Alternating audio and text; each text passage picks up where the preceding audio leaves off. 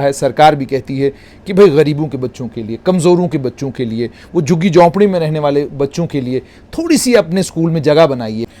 देखिए, अगर मैं ये चीज़ पब्लिक डोमेन में लाऊं कि हम कितने बच्चों को स्कॉलरशिप दे रहे हैं, तो शायद और भी लोग मोटिवेट होंगे। उसका एक बहुत बड़ा कारण है जुनैद सर, कि अगर आज वो बच्चा 12वीं पास हुआ और उसको एक स्कॉलरशिप मिला है because of his social weakness या वीकनेस ऑफ फाइनेंसेस, कल वो बच्चा किसी अच्छी पोजीशन में सोसाइटी में बैठा है, तो अगर उसने मेरिट स्कॉलरशिप लिया है तो वो एक ऑनर से बताएगा कि मैंने मेरिट स्कॉलरशिप लिया था, मैंने फ़लाना स्कॉलरशिप लिया था। और अगर उसने एक फ़ाइनेंशियल स्कॉलरशिप लिया है जो हम लोग प्रोवाइड करते हैं बच्चों को, तो वो बच्चा कहीं ना कहीं पे वीकनेस महसूस करेगा कि शायद मैं किसी ज़माने में कमज़ोर था और मुझे सपोर्ट किया गया। तो हम उन चीज़ों को ना बड़ा ज़्यादा पब्लिक में नहीं लाते हैं।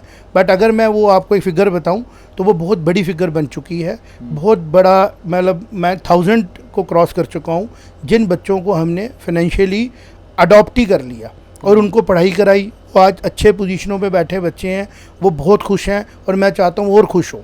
अभी हमारे कुछ बच्चे मेरिट स्कॉलरशिप लेके यूएस में भी बैठे हैं, कुछ बच्चे पेरिस में बैठे हैं, हम भी उनको स्कॉलरशिप्स में सपोर्ट कर रहे हैं। कुछ बच्चे फॉरेन यूनिवर्सिटी में एडमिशन ले रहे हैं, हम सपोर्ट कर रहे हैं। बहुत कम मौके ऐसे मिलते हैं जब मैं किसी शख्सियत से मिलता हूँ और वो किसी एक व्यापार से या किसी एक काम से या किसी समाज सेवा के साथ जुड़े हुए हैं और मुझे मौका मिलता हो उनकी तारीफ़ करने की। कल एक बड़े सीनियर ऑफिसर से मुलाकात हुई तो उन्होंने मुझे कहा कि आपकी ज़ुबान तीखी है, आपकी ज़ुबान खट्टी है। मैंने कहा जनाब, तीखी और खट्टी इसलिए है क्योंकि मीठा खाने से डॉक्टरों ने मना किया है। आप मीठा कम खाएं, आप खट्टा खट्टा खाया करें, मीठा ना खाया करें। लेकिन एक हस्ती है जम्मू में जिनकी तारीफ़ करने पर मैं मजबूर हूँ। मेरे साथ हैं शिवांग सत्यगुप्ता, जम्मू के एक नामी गिरामी एजुकेशनिस्ट, और एक मेरा ज़ाती भी इनके साथ एक्सपीरियंस है कि बहुत सारे मामलों में मैंने इनको देखा कि ये बहुत गंभीर हैं, बड़े संजीदा हैं। तालीम को कारोबार नहीं समझा इन्होंने और तालीम को कारोबार की तरह नहीं करते। यानी अगर ये इनका एसपी स्मार्ट स्कूल है, इस एसपी स्मार्ट स्कूल में बहुत सारे बच्चों से मेरी मुलाकात हुई और बहुत सारे बच्चों की जब मैं कहानी सुनता हूं तो मैं हैरान होता हूं कि क्या ऐसी जादूगिरी करते हैं शिवांग सत्यगुप्ता के स्कूल में, क्या ऐसी जादूगिरी होती है जिससे ये बच्चे 40% से 90% तक पहुंचते हैं। और सिर्फ ये 40 से 90% का सफ़र नहीं है, बल्कि बच्चे को ये समझाना और ये बताना और ये कॉन्फिडेंस देना कि बेटा तुम कर सकते हो। मेरे साथ शिवांग सत्यगुप्ता है। पिछले दिनों एक वीडियो में मैंने कुछ चीज़ें सुनी, वो सुनकर मुझे बड़ा अफसोस हुआ। अफसोस इसलिए हुआ कि समाज का हिस्सा हम सभी लोग हैं और हम सब लोगों को अगर कोई अच्छा कर रहा है कहीं पर, हम उसकी अगर प्रशंसा नहीं कर सकते तो आलोचना से भी बचना चाहिए। आलोचना जब आप करते हैं तो उससे किसी को कोई फ़र्क नहीं पड़ता, किसी के कामकाज करने के उस हौसले में, उस ताकत में कोई फ़र्क नहीं पड़ता। लेकिन एक दिन या एक घंटा या एक मिनट जो एक इंसान का उसमें ज़ाया होता है वो बड़ा कीमती है। मेरे साथ शिवांग सत्यगुप्ता। शिवांग जी, बहुत बहुत मुबारक। पहले आपको मैंने लंबा इंट्रोडक्शन आपका इसलिए दिया क्योंकि मैंने कहा कि जो कुछ मैं करते हुए आपको देख रहा हूँ और जिन बच्चों से मेरी मुलाकात होती है, उन बच्चों के चेहरों पर जब मैं हंसी देखता हूँ तो मुझे बहुत मज़ा आता है। मुझे ये बताइए, ये सब करने में आपको आनंद आता है और ये सब आप क्यों कर रहे हैं? जुनैद जी, आपको भी मुबारक है। आपका भी चैनल इकलौता ऐसा चैनल मैं देखता हूँ है जो कि क्रिटिकली मुद्दों पे बात करता है, तो आपको भी बहुत बहुत मुबारक है। टू बी अ पर्सन जो आम लोगों की बात आम लोगों को समझाता है और आम लोगों को ख़ास बनाने की कोशिश करता है। जहाँ तक सवाल है मेरे मोटिवेशन का, तो मेरे पे पर्सनल ज़ाती तौर पे हमारी जो इंडिया में नेशनल हम जिसको बोलते हैं, एक बुक है, एक टेक्स्ट है जो कि किसी धर्म, किसी ज़ात से ऊपर उठ के वो लिखी गई किताब है, उसको बोलते हैं गीता। मैं उसको बहुत बार बार स्टडी करता हूँ। मेरे फादर ने भी उसको स्टडी किया और एज मैं समझता हूँ टोकन ऑफ हिज लव वो मेरे पास अभी भी है। मैं सुनता भी हूँ, पढ़ता भी हूँ। उसमें एक जगह पे बहुत कैटेगराइज करके लिखा गया है, सेटिस्फेक्शन मिलेगी उसको जो अपना काम ठीक से करेगा। उसको नहीं मतलब होगा कि उस काम का रिज़ल्ट क्या आ रहा है, वो फेल हो रहा है, वो पास हो रहा है, वो हार रहा है, वो जीत रहा है। उसने उस काम करने में अपना मन लगाना है, उसी से उसको सेटिस्फेक्शन मिलती है। तो मुझे भी बहुत ज़्यादा मोटिवेशन मिलती है कि मैं अपना काम ठीक से कर पाऊँ। ठीक से काम करने में मेरा क्लैरिटी ये है कि अगर मुझे कहा गया कि इन बच्चों को इस एग्ज़ाम की तैयारी कराओ, तो मुझे उस काम को करने में ज़्यादा मज़ा आता है। और जब मैं वो तैयारी करवा रहा होता हूँ तो मैं ये उम्मीद करता हूँ कि जो सिस्टम मुझसे वो काम करवा रहा है वो खुद भी क्लियर है कि मुझसे क्या करवा रहा है। सिर्फ मेरी ट्रबल शुरू होती है जब वो सिस्टम क्लियर नहीं होता है कि वो मुझसे क्या करवा रहा है। और फिर जब मैं उस सिस्टम के साथ कंट्राडिक्शन में जाता हूँ तो मैं कोशिश करता हूँ कि सिस्टम मेरे से नाराज़ हो जाए लेकिन गीता मेरे से नाराज़ ना हो।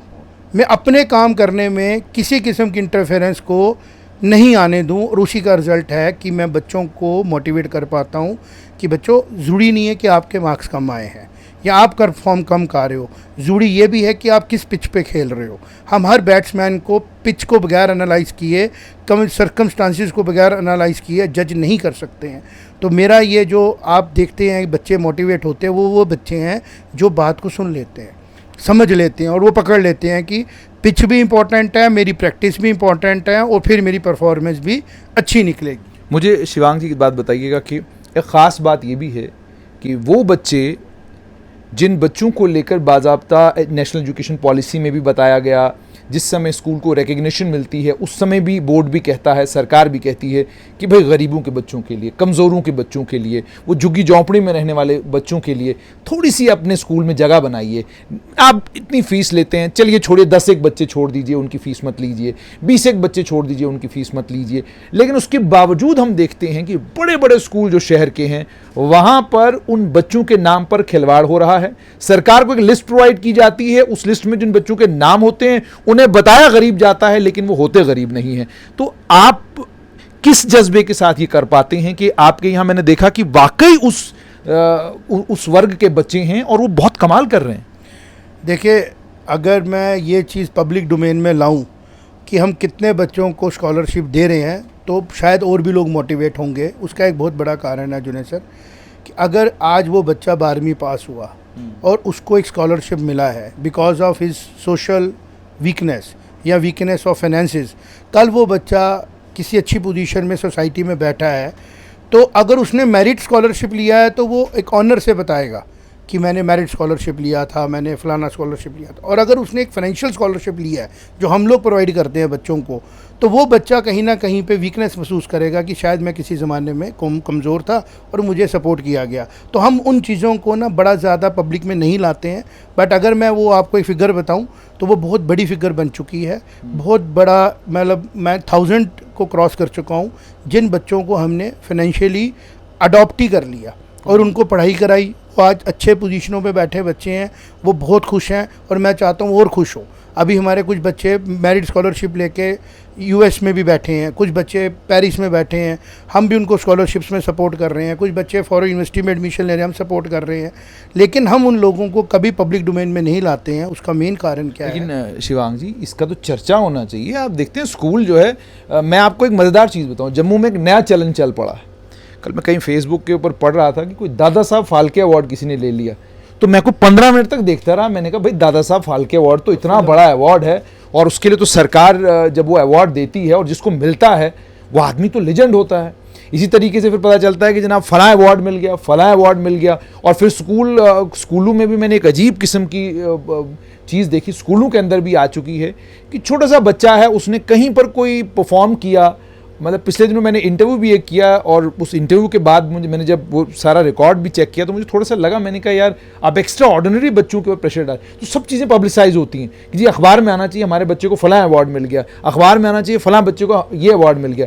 कोई 5 स्कूल इकट्ठे हो गए, उन्होंने कोई दिल्ली में कोई एक स्पोर्ट्स की मीट करा दी, नेशनल लेवल स्पोर्ट्स मीट में जी बच्चों को क्या कहते हैं गोल्ड मेडल मिल गए, तो उसके बाद उसकी भी प्रमोशन बड़ी होती है। और फिर अगर कोई इस तरह की समाज सेवा वाला काम करे, बच्चों को स्कॉलरशिप दे, कुछ करे, तो मुझे लगता है वो तो ढोल नगाड़े गले में बांध के पूरे शहर में घूमते रहेंगे कि जनाब ये काम हम कर रहे हैं। इंस्पिरेशन हो तो खुशी होती है बताने में। हमारे अभी जम्मू में मुझे लगता है मैच्योरिटी की अभी कमी है। इंस्पिरेशन होने की बजाय जेलसी आ सकती है, इंटरफेरेंस आ सकती है और एक मॉब है, जिस मॉब को आप अभी डिस्कस करते हैं कि डायरेक्शनलेस मॉब है, वो मॉब अट्रैक्ट होता है। और हम लोग एक लिमिटेड सोर्सेज का काम कर रहे हैं तो हम बच्चों को डायरेक्टली अप्रोच करते हैं। अभी भी बच्चे में अप्रोच करते हैं, आते हैं, बैठते हैं, चले जाते हैं, स्कॉलरशिप लेते हैं, एंजॉय करते हैं और अच्छी अच्छी पोजीशनों में बैठे हैं। कुछ बच्चे अभी भी हमारे पिछले 8-8 साल से स्कॉलरशिप ले रहे हैं, जो बच्चे 12वीं पास करके चले गए हैं। लेकिन हम उनको अप्रोच करते हैं जो हमें अप्रोच करते हैं, और हमारे दरवाजे उनके लिए खुले हैं। हम उनके साथ डील करते हैं, पढ़ाते हैं।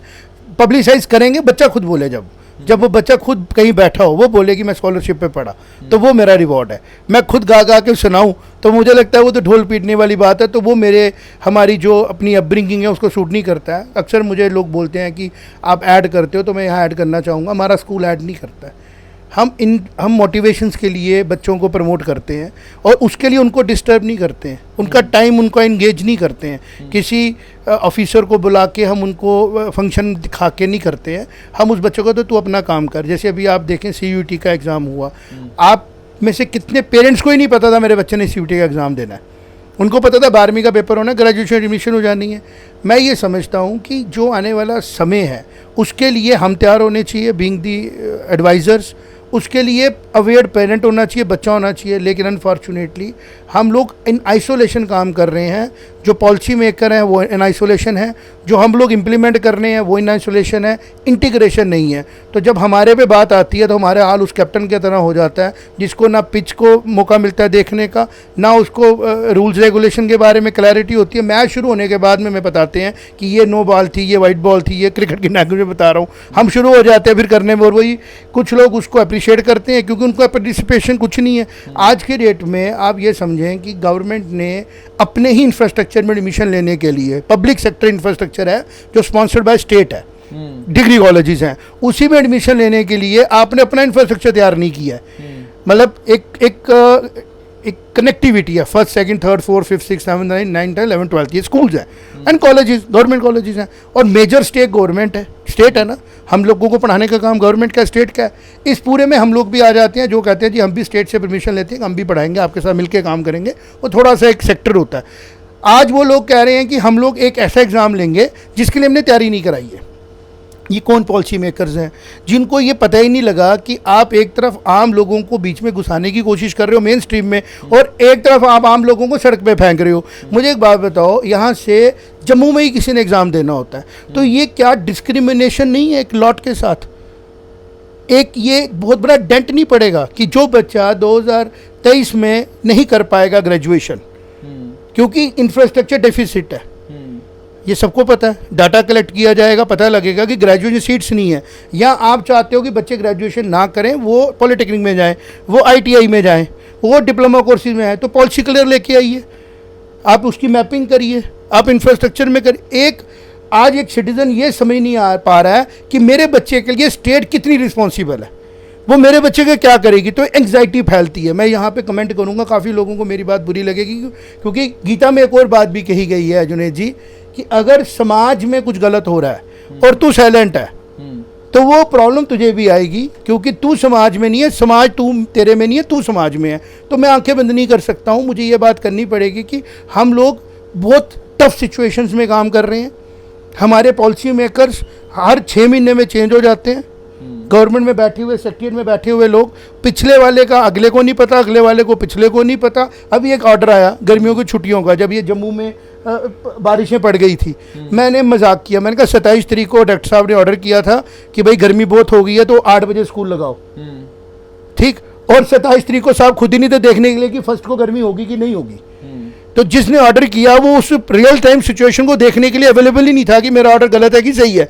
और फिर हमने उनको बोला, मैं सर 8 बजे स्कूल लगा रहे हो, आपको पता है कि जम्मू में एक कल्चर आ गया है, श्रीनगर में भी है सर ये, कि सुबह 2 घंटे पहले बच्चे ने ट्रैवल करना है स्कूल पहुंचने के लिए। तो मैंने कहा जब आप स्कूल 8 बजे लगाओगे तो बच्चा 6 बजे घर से निकलेगा। आपने स्ट्रेस बढ़ाया कि कम कर दिया? बढ़ाया।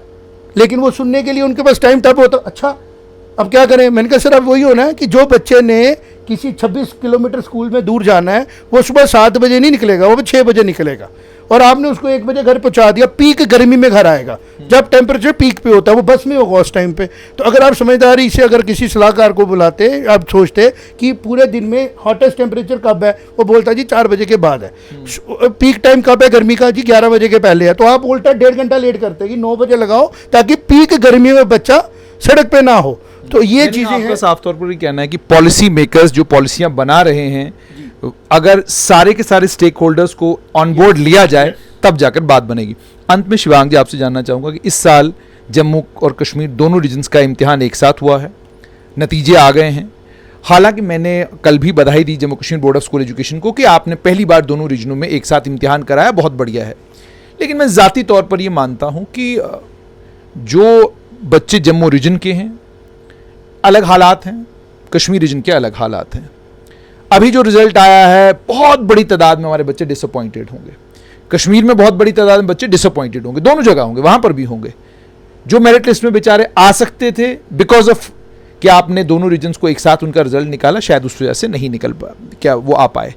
तो क्या आपको ये जो एक्सपेरिमेंट गवर्नमेंट ने किया है, पहले भी किया गया एक बार, क्या ये एक्सपेरिमेंट आपको सही लग रहा है?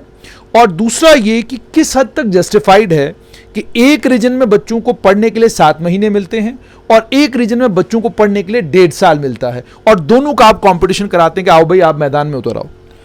सबसे पहले तो ये हेस्ट में लिया गया डिसीजन था। अगर कोई डिसीजन लेना था तो सेशन बिगिनिंग में लेना था, ताकि सेशन बिगिनिंग में पढ़ाया ज़्यादा जा सकता। ये इस टाइम पे लिया गया, कश्मीरी के बच्चे फ्री हो चुके थे कि अब हमारा एग्ज़ाम है, तो उनका एग्ज़ाम डिले करना भी उनकी तैयारी को ख़राब कर सकता था कि उनकी तैयारी किसी एक पॉइंट पे होनी थी और डिले हो गई। वो 5 महीनों में बच्चे ड्रॉप भी होंगे, बच्चे हैं तो वो थोड़ा सा डिस्टर्ब भी होंगे।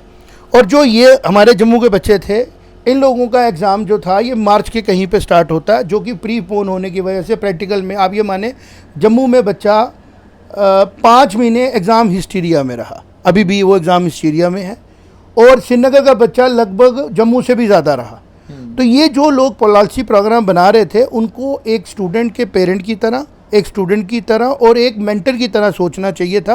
अब हमारी हालत तो ये है सब लोगों की कि हम लोग जैसे किसी जगह पे जाते हैं, और आप जर्नलिज्म में हैं, आप तो पुराने केसेस को भी देखते हैं, आप तो क्रिटिकली एनालाइज करते हैं, बट आपको इनपुट्स दे रहा हूँ, पब्लिक को इनपुट दे रहा हूँ कि पॉलिसी मेकर्स तक ये बात पहुँचानी ज़रूरी है। हम भी उसका पार्ट है कि ये जो डैमेजेस हमें हुए, हम लोगों ने कोशिश की उसको रोकने की, लेकिन मोटिवेशन क्या है बच्चे की 12वीं का एग्ज़ाम देने की?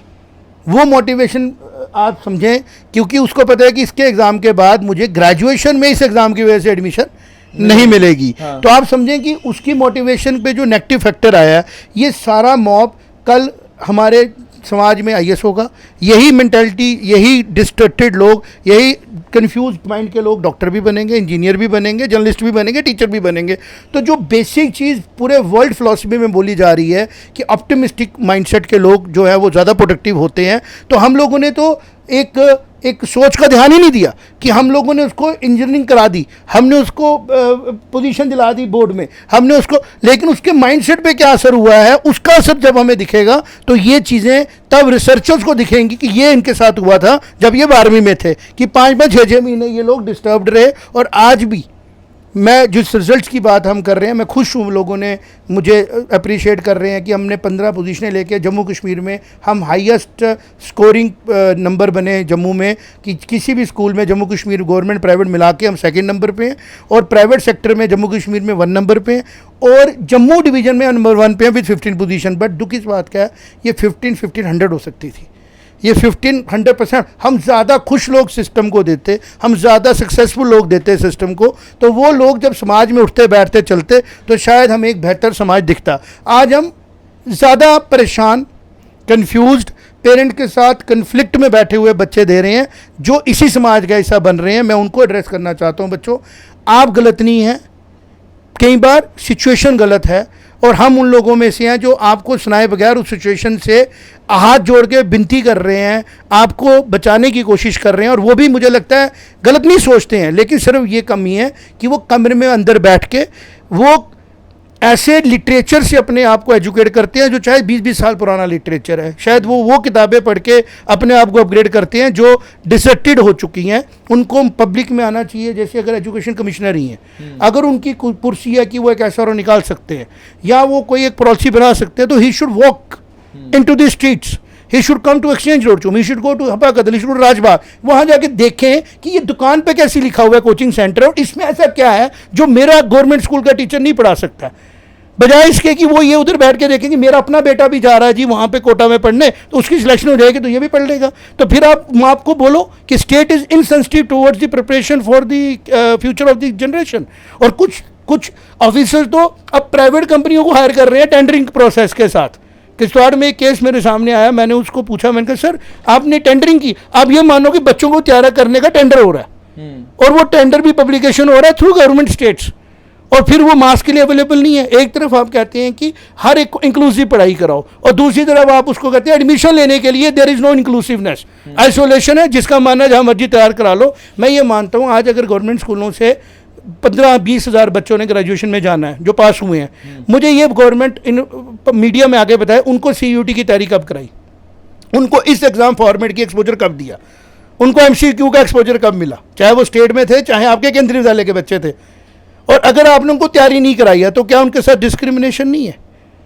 और इसका जवाब अगर वो स्टेट नहीं देती है और वो मैनिपुलेट करती है तो वो बड़े दुख की सिचुएशन है। हम भी इसी स्टेट का पार्ट है, आप भी इसी स्टेट, हम सब मिलके देश को बना सकते हैं। आइसोलेशन में एक दूसरे के नुक्स निकाल के गड़बड़ है। मैं तो चाहता हूँ कि हम जैसे लोगों का फ़ायदा लो, हमें नहीं बुलाओ, हमारी बात सुन के इम्प्लीमेंट कर लो, क्रेडिट भी मत दो।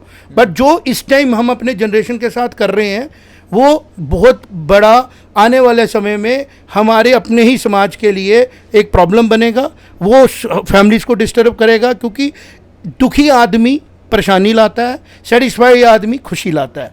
बहुत बहुत शुक्रिया। तो आपने सुन लिया कि शिवांग सत्यगुप्ता, इनका साफ तौर पर ये कहना है कि दुखी आदमी परेशानी लाता है और खुश आदमी जो है वो हालात को और ज़्यादा खूबसूरत बनाता है। बात इनकी बिल्कुल सही है कि सिस्टम के अंदर बदलाव ज़रूरी है, लेकिन बदलाव वो जो सिस्टम में लंबे वक्त तक चल सके, ऐसा बदलाव मत लाइए जो सिस्टम में डिसरप्शन का कारण बने।